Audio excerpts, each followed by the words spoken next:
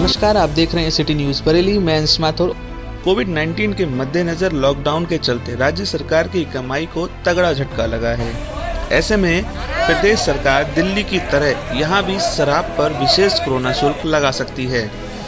वित्तीय संसाधन जुटाने के लिए पेट्रोल डीजल पर भी जल्द टैक्स बढ़ाने की तैयारी की जा रही है। दरअसल सब कुछ बंद होने के कारण अप्रैल में उम्मीद से कम वार्षिक लक्ष्य का मात्र 1.2% कर राजस्व भी सरकार को मिला है।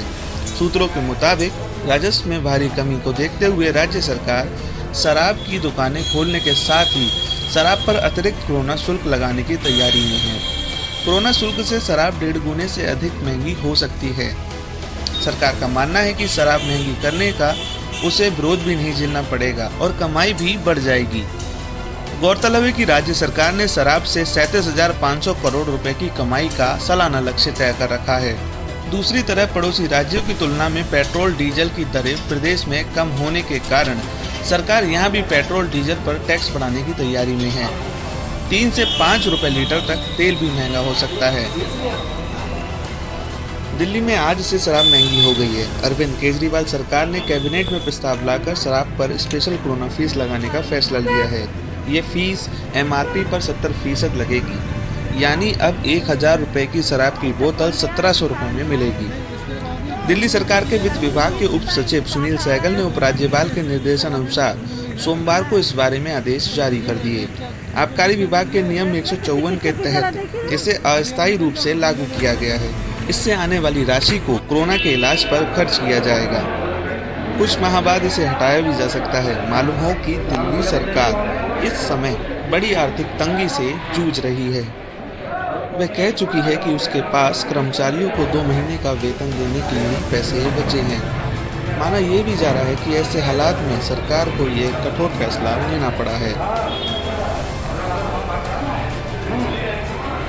वहीं सोमवार को दिल्ली, मुंबई, बेंगलुरु, लखनऊ समेत देश के तमाम शहरों में सरकारी शराब के ठेकों पर हजारों की संख्या में लोग जुट गए थे।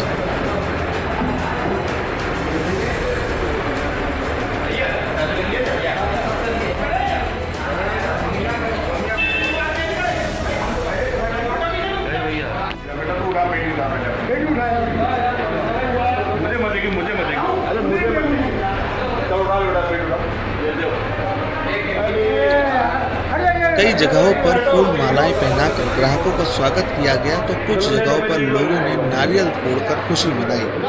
हालांकि इन दुकानों पर लोगों की भीड़ देखकर स्पष्ट था कि स्थानीय प्रशासन इस स्थिति को भांपने में विफल रहा।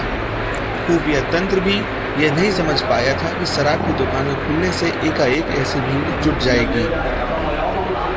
हर तरफ अफरा तफरी मची थी। भीड़ का आलम यह था कि कई जगहों पर सड़कें जाम हो गईं और गाड़ियों के हॉर्न सुनाई दे रहे थे। पुलिस के लिए भी भीड़ नियंत्रित करना मुश्किल हो गया था।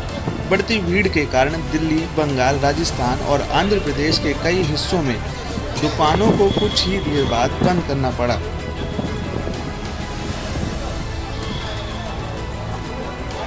कुछ जगहों पर पुलिस को बल प्रयोग भी करना पड़ा। आश्चर्य नहीं कि बड़ी संख्या में इनमें से वे लोग भी हो सकते हैं जो कल तक लॉकडाउन के कारण आजीविका छिन जाने और खाने पीने की समस्या का रोना रो रहे थे।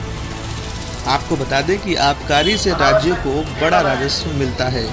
ऑल इंडिया व्यूअर्स एसोसिएशन के डायरेक्टर जनरल शोभन राय ने कहा कि शराब उद्योग से राज्यों के करीब 2.5 लाख करोड़ रुपए का राजस्व मिलता है। लॉकडाउन के दौरान ना हो किसी को परेशानी, इसलिए SD वेब सॉल्यूशंस ने बनाई है www.lockdownseva.in नाम की वेबसाइट। अगर आपकी दवाई या राशन की दुकान है तो फ्री में रजिस्टर करवा के आप लॉकडाउन की वजह से परेशान लोगों को जरूरत की दवाइयाँ या राशन भिजवा कर मदद कर सकते हैं। और अगर आप एक ग्राहक हैं तो आप www.lockdownseva.in के जरिए जरूरी सामान घर पर मंगवा सकते हैं। घर पर रहिए, सुरक्षित रहिए। SD web solutions. ज्यादा जानकारी के लिए कॉल करें 9557839210।